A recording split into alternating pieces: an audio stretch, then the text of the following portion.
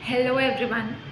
SBI PO prelims का admit card out हो चुका है और अभी एग्ज़ाम्स में सिर्फ 5 दिन बाकी हैं। तो अभी actual pre exam pressure feel हो रहा होगा, बट डोंट वरी, इस वीडियो में हम आपके लिए लेकर आए हैं कुछ last minute SBI PO tips जो कि एक्चुअल में हेल्प करेगा आपको आपके स्कोर बूस्ट करने में, कॉन्फिडेंस बूस्ट करने में, सिली मिस्टेक्स अवॉइड करने में और एग्ज़ाम्स में फुल्ली प्रिपेयर होकर जाने में। So let's start.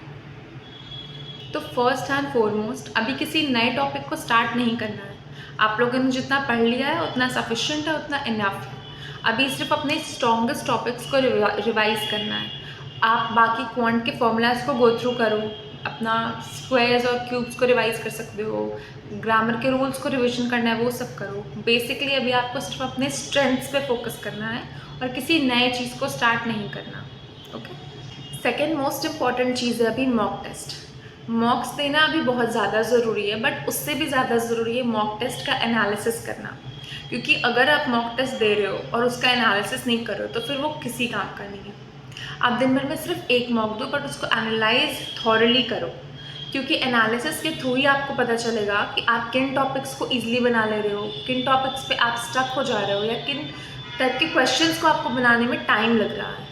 ठीक है, और ये चीज़ जो है आपका थॉरो एनालिसिस से ही पता चल पाएगा और आप इस चीज़ को अपने एग्ज़ाम में यूज़ कर सकते हो कि हाँ ठीक है, मतलब इन क्वेश्चंस को हम ईजिली बना सकते हैं, इन क्वेश्चंस पे हमको टाइम लगेगा तो फिर हम उसको बाद के लिए सेव कर देंगे। ऐसे क्या है, टाइम मैनेजमेंट थोड़ा ईजी हो जाता है। और एक और चीज़, एक्यूरेसी प्रीलिम्स का की है, तो प्लीज़ इस चीज़ को हमेशा ध्यान रखना है कि सिर्फ हमें अटैम्प्ट्स नहीं बढ़ाने, अपने अपने एक्यूरेसी को भी मेंटेन करना है। और ये चीज़ आपको तभी समझ आएगा जब आप मॉक टेस्ट दो। नेक्स्ट इम्पॉर्टेंट चीज़ है क्वेश्चंस का सिलेक्शन। आप क्वेश्चंस को किस पैटर्न में अटेम्प्ट कर रहे हो वो भी बहुत ज़्यादा मायने रखता है प्रीलिम्स में, क्योंकि इनिशियली अगर आप कोई कन्फ्यूजिंग से क्वेश्चन में फंस गए तो फिर आपका टाइम वेस्ट हो सकता है। तो हमेशा ये चीज़ को ध्यान रखना है कि उन क्वेश्चंस को पहले अटेम्प्ट करना है जिसमें आपको लगे कि आपका टाइम कम लगेगा और वो आपसे ईजिली हो जाएगा।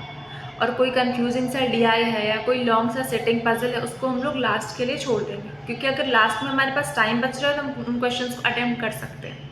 और एक और चीज़, किसी भी क्वेश्चन पे हमें ज़्यादा टाइम वेस्ट नहीं करना है, क्योंकि हम वो चीज़ अफोर्ड नहीं कर सकते प्रीलिम्स में।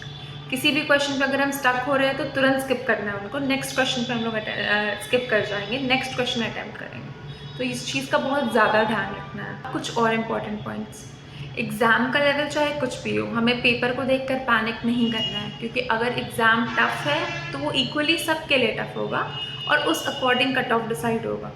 तो एग्ज़ाम के किसी भी स्टेज पर पैनिक करने की कोई ज़रूरत नहीं है, क्योंकि आपका एक बार भी अगर आप किसी क्वेश्चन में को लेकर फंस रहे हो या टेंशन ले रहे हो ना, तो आपका पूरा पेपर ख़राब हो सकता है। इस वजह से आराम से काम एंड कंपोज्ड माइंड के साथ एग्ज़ाम देने जाना है। अनदर थिंग, इस एग्ज़ाम में नेगेटिव मार्किंग है, इस चीज़ को ध्यान रखना है। और रैंडम गेसेस बिल्कुल नहीं करना। अगर कोई क्वेश्चन समझ नहीं आ रहा है तो हम उसे स्किप कर देंगे। किसी भी क्वेश्चन में रैंडम गेसिंग अवॉइड करेंगे, स्पेशली इंग्लिश में। इंग्लिश में देयर इज़ अ चांस कि आपको समझ ना आए और आप कुछ भी मार्क कर दो, बट नहीं, ये चीज़ हम लोग अफोर्ड नहीं कर सकते प्रीलिम्स में, क्योंकि आपके जो एक्चुअल स्कोर बन रहा होगा ना उसमें से मार्क्स डिडक्ट हो जाएगा। इसलिए प्लीज़ जितना क्वेश्चन समझ आ रहा है सिर्फ उतना ही अटेम्प्ट करें, जो नहीं समझ आ रहा उसको स्किप कर दें, रैंडम गेसिंग ना करें। Go there with confidence, stay calm and aim for accuracy, and you will definitely get this. All the very best to all of you. और अगर आपको ये वीडियो हेल्पफुल लगा हो तो do let me know in the comment section. अगर आपको और ऐसे स्ट्रैटेजी वीडियोस चाहिए हो तो I will definitely be there to help. All the very best to all of you.